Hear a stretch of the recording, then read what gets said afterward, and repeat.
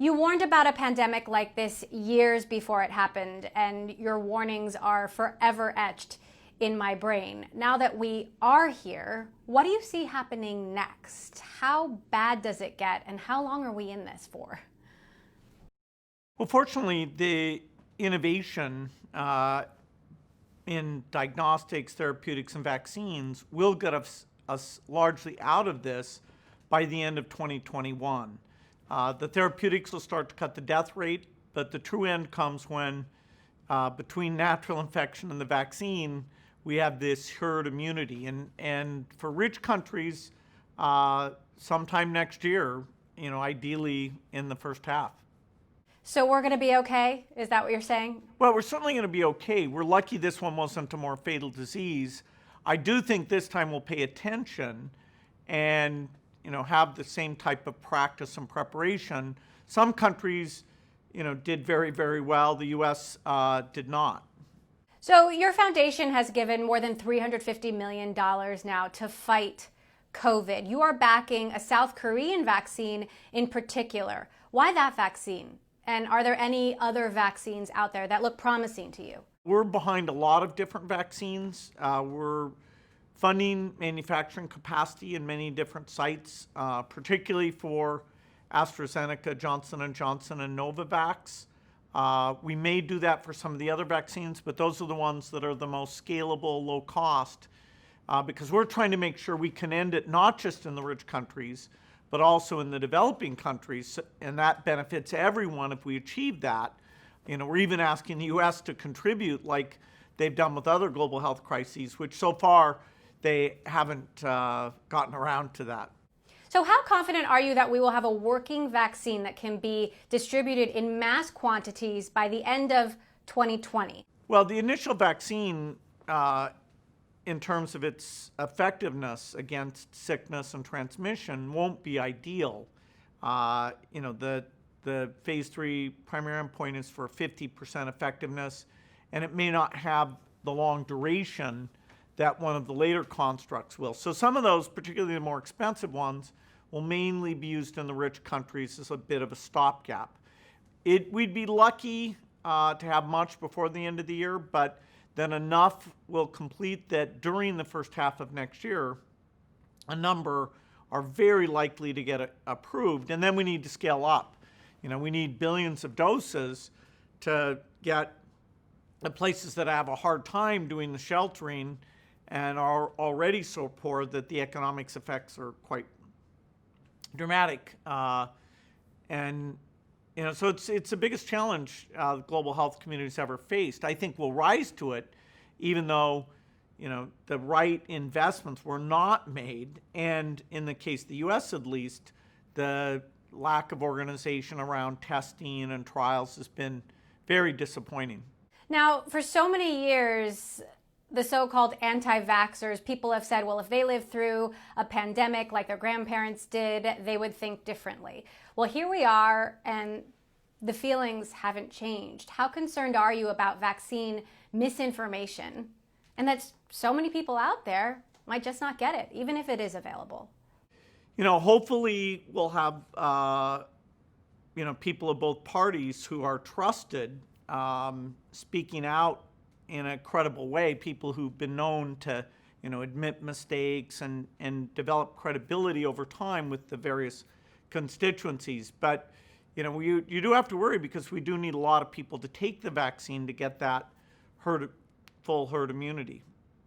Should it be voluntary or should it be mandatory? Well, making something mandatory can often backfire, even when you're doing a favor to the community. So I doubt, they'll choose that. You might say if you're going to work in an old folks' home or, have any exposure to elderly people, there might be some circumstances where it would be required.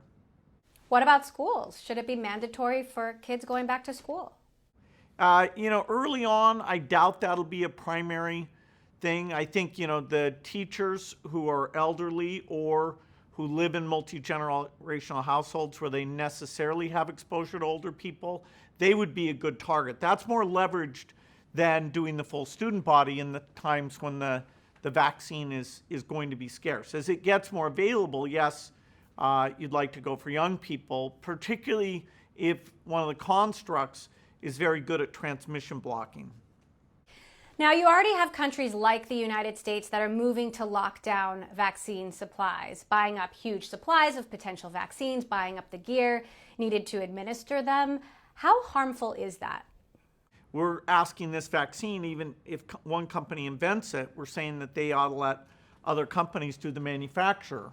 And I think it's really exemplary that a number of companies have committed to make this a non-profit activity, just break even, and for the poorest countries, just get their marginal cost. So we're part of funding those extra factories being built at risk, and so they'll be standing by for that approval.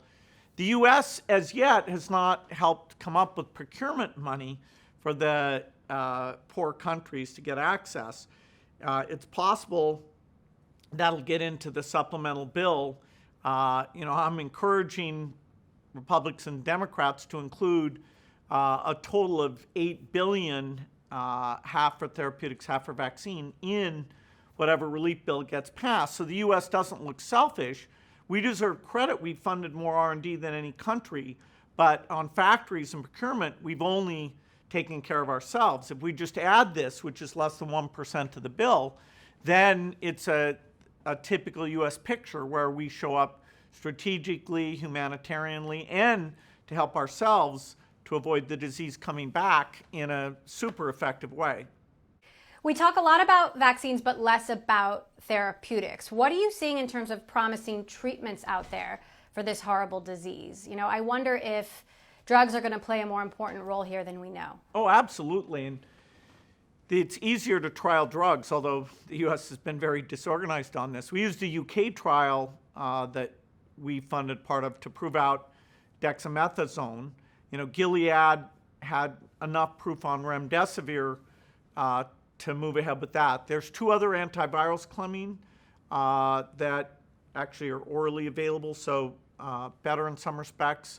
There's monoclonal antibodies coming, and then there's quite a few additional immune modulators. And so between those different classes of drugs, we should be able to drop the death rate a lot. It's already dropped quite a bit as doctors have realized not to use the ventilator as much, to use oxygen earlier, to use the prone position, and the two drugs, dexamethasone and remdesivir, that we have. But before the end of the year, we'll have monoclonal antibodies, and those could be quite dramatic in their benefits. There's a lot of bad information about therapeutics out there. Debunk some of the myths for us, hydroxychloroquine being one of them. Well, this is an age of science, but sometimes it doesn't feel that way. Just the idea is about testing and hydroxychloroquine. The numbers are quite clear. It got confused because the trials were done so poorly, but there's lots of good things coming in the therapeutic area that are really proven to work without the severe side effects. So, a little bit slow, but a lot of good news to come in that domain. There are some raging internet conspiracy theories out there about you wanting to implant chips in people via a vaccine, and you are the center of some, frankly, ludicrous narratives. Does that upset you personally? How do you feel about all that? Well, it's kind of strange because they take the fact that I'm involved with vaccines. That part's true. It involves saving millions of lives for lots and lots of different diseases, including, HIV and malaria. They just reverse it, that instead of giving money to save lives, I'm, making money to get rid of lives. Just by inverting it and ascribing ill intent, it takes this complex situation that was unexpected and may, make it feel like it's more understandable. If that stops people from taking the vaccine or, looking at the latest data about how they should behave, including wearing a mask, then that's a big problem. I wouldn't have expected this. It's just, you know, a bit strange that it's been politicized and the conspiracy people have had a heyday.